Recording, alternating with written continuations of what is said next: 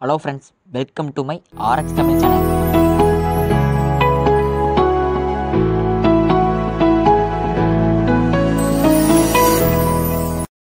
Yes, hello. நாம் இன்னைக்கு இந்த வீடியோ பார்க்க போகிறது ஜைட்டி ஜெல். இது பார்த்தீங்கன்னா ஒரு பெயின் ரிலீவிங் மெடிசன். அதாவது மவுத் அல்சர்ஸ்னால ஏற்படுற அந்த பெயின், டிஸ்கம்ஃபோர்ட் மற்றும் இன்ஃப்ளமேஷன்ஸை ட்ரீட் பண்ணுறதுக்கு இது ரொம்ப ஹெல்ப்பாக இருக்கும்.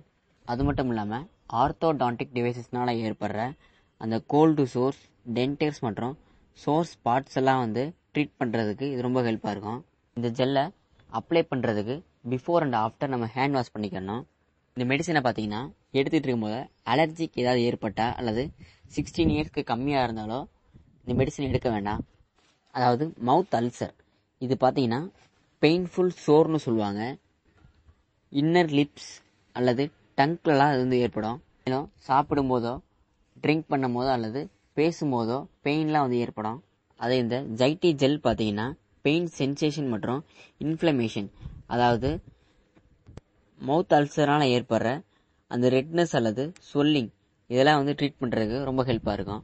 அதாவது மவுத் இன்சைடில் எந்த இடத்துல அஃபெக்டட் ஆகிருக்கோ அங்கே ஜென்ட்லியாக அப்ளை பண்ணணும். நெக்ஸ்ட் இதை அப்ளை பண்ண கொஞ்ச நேரத்துலேயே சாப்பிடவோ அல்லது ட்ரிங்க் பண்ணுறதெல்லாம் கொஞ்சம் அவாய்ட் பண்ணிக்கணும். அதாவது இந்த மெடிசன் அப்ளை பண்ணிட்டு இருக்கும்போது ஸ்மோக்கிங் இதெல்லாம் பண்ணக்கூடாது. இந்த ஜைட்டி ஜெல் பார்த்தீங்கன்னா ஒரு 7 டேஸ்லேயே மவுத் அல்சர்லேருந்து நல்ல இம்ப்ரூவ்மெண்ட் கிடைக்கும். அப்படி எதுவும் இம்ப்ரூவ்மெண்ட் ஆகலை அப்படின்னா டாக்டர்கிட்ட கன்சல்ட் பண்ணிக்கணும். மேலும் ஃபுட்டில் பார்த்தீங்கன்னா ஸ்பைஸியாக அல்லது கிறிஸ்பியாக சாப்பிட்றதெல்லாம் அவாய்ட் பண்ணிக்கணும். ஏன்னா பெயின் இன்னும் ரொம்ப அதிகமாகிடும். எஸ், அதாவது மவுத் அல்சர், வாய் புண்ணை ட்ரீட் பண்ணுறதுக்கு என்ன மெடிசன் எடுத்துக்கலாம் அப்படின்னு நாம் இன்னைக்கு பார்த்தோம். தேங்க்யூ.